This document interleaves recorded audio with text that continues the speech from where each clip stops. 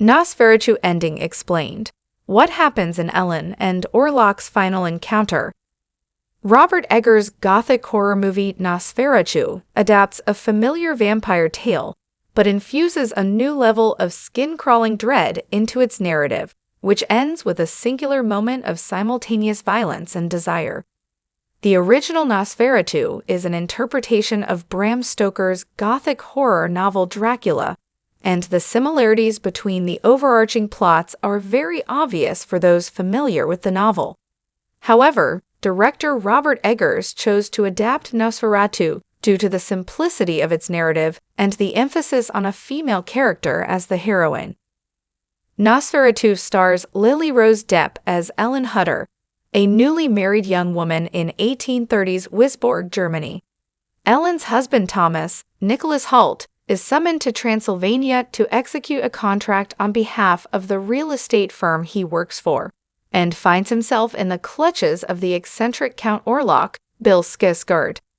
Orlok is revealed to be a vampire who torments Thomas by blurring the lines between nightmares and reality, all the while feeding on him before Thomas desperately escapes Orlok's castle by climbing out the window and falling into a river that carries him away. As Orlok feeds on Thomas, Ellen begins to relapse into a condition she suffered as a young girl, which involves torturous dreams, sleepwalking, and violent convulsions that are born of both pain and pleasure. Her condition confounds Friedrich and Anna Harding, Aaron Taylor Johnson, and Emma Corrin, the Hutter's close friends that Ellen is staying with while Thomas is gone. Friedrich and Ellen's medical doctor, Wilhelm Sievers, Ralph Ineson, eventually become desperate enough to seek the assistance of Professor von Franz, Willem Dafoe, a discredited scientist and expert in the occult.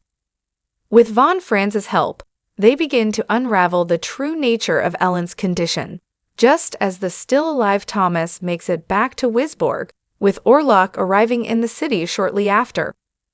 Orlok brings a literal plague of rats and disease with him, terrorizing the city as he pursues Ellen, whose blood is his ultimate desire.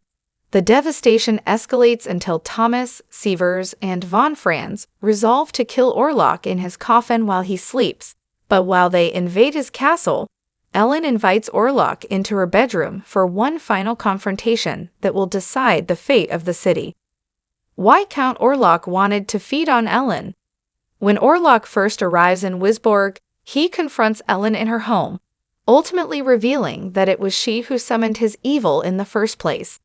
As a young woman, a lonely and mistreated Ellen reached out in prayer to whatever entity would provide her any measure of companionship or comfort.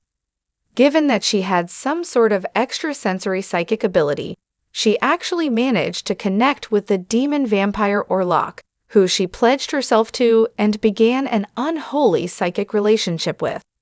Her discovery and marriage to Thomas kept her visions of Orlok at bay, but it also violated her pledge to Orlok, which set the events of Nosferatu in motion.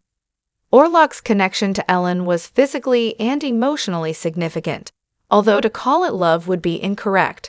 Rather, his desire and lust for her escalated to another level on the border of need.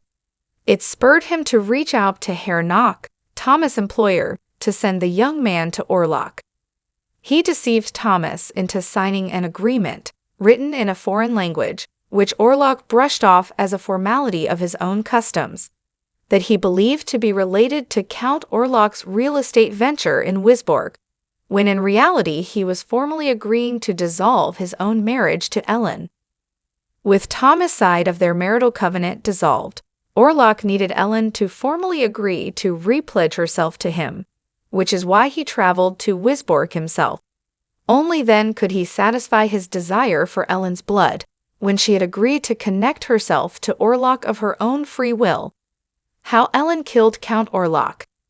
Ellen was in her wedding dress when she invited Orlok back to her bedroom for their final encounter, in an act of formal acceptance of Orlok's proposal to commit herself to him in order to free the city, her loved ones, and perhaps the world at large. She literally utters the words, "I do," marrying herself to Orlok once more as she had years before. They proceed to disrobe to consummate the marriage as is tradition, but in lieu of intercourse, Orlok begins to feed from her chest, satisfying his psychic and carnal need for her blood.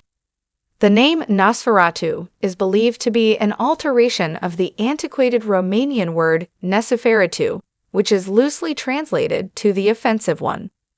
However, Ellen essentially used her body as bait to distract and entrap Count Orlok. By allowing him to feed off her, she knew that he would be powerless to do anything else, given how strong his desire and lust for her was. Just as he draws away from her with the sun rising, she pulls him